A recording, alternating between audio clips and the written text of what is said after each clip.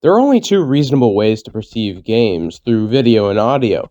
Typically, visuals get more attention than sound design, which makes sense. Analyzing video is easy since it's right in front of your eyes. However, audio design in games can get overly complex. You can find clever usage of sound in a wide range of games. A fourth of Counter-Strike's gameplay is built off sound. Since positioning is so important, the addition of the walk button, which makes you completely silent when moving, allows you to sneak around the enemy to get to advantageous spots. Even a single footstep can allow an enemy to pinpoint your location.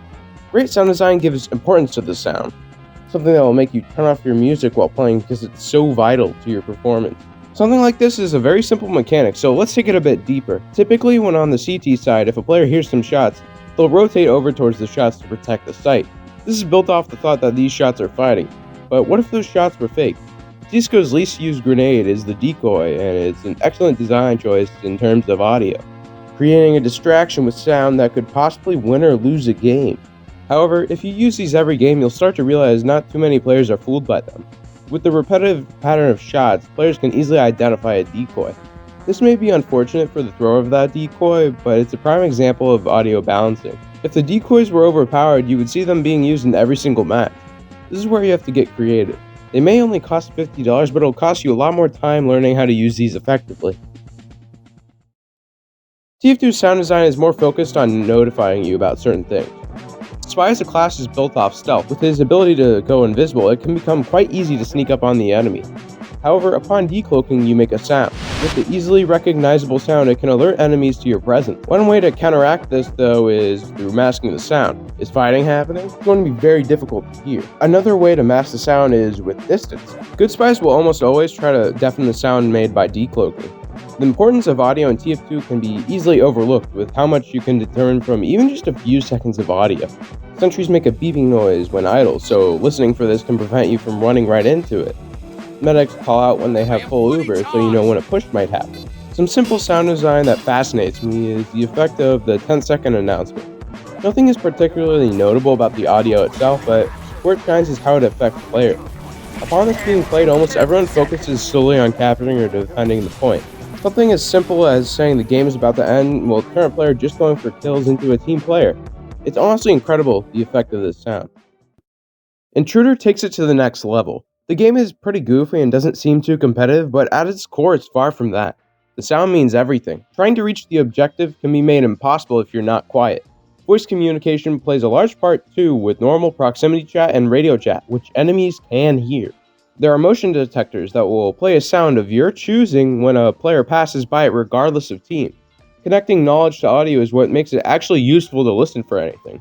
Intruder is one of the best examples of audio being used expansively. These are all great examples of effective audio design, but what about the other end of the spectrum? Conqueror is basically the browser version of Quake, which turns movement up to the maximum. You can hear gunshots and the occasional footsteps, but these sounds are irrelevant. This is due to the pacing of the game. You're already going so fast that it doesn't matter too much if you hear someone walking. If bee-hopping was removed, then sound would have a more significant importance. Just assigning sound to something doesn't make it good. It has to have something that adds to the gameplay. This doesn't necessarily make it a bad game, but it gives the game relatively shallow gameplay. Enough about just pure sound. Let's look into music. Rhythm games implement music as basically the entire game. Music helps you time your press. One way to look at rhythm games is like learning an instrument. You're gradually getting better and better at playing a song. Hypothetically, someone could memorize when to press each button just based off sound if they had enough practice. Audio plays a larger part than you might think. A rhythm game without audio just feels weird because that's what these games are built upon. Ultragale uses music to enhance the feelings you get when playing the game. The music used perfectly fits every situation. Cybergrind, fighting constant waves of enemies, has constant fast-paced and intense music. In the main game, music is dynamically adjusted based on what's happening. About to fight a boss? There's a build-up. Fighting a boss? It's the same style of intense music. Using music to its fullest potential can make a game a lot more enjoyable by adjusting based on the current situation.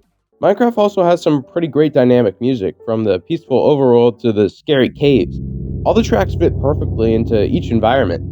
Besides music, Minecraft has a little feature that plays a sound when you're about to die. Something you may notice about the sound design in each game is its relevance to the game itself. Like I said before, great sound design gives importance to the sound. It wouldn't make sense to add footsteps to a rhythm game or energetic music to a tactical shooter. Doing this could work, but for the most part, these wouldn't fit in the general style of the games. Audio in games adds more to your experience than you might think. People will still try to get the best graphics with ray tracing and all that, but in the end, audio gives games more opportunities for interesting gameplay mechanics, which in turn makes them more enjoyable.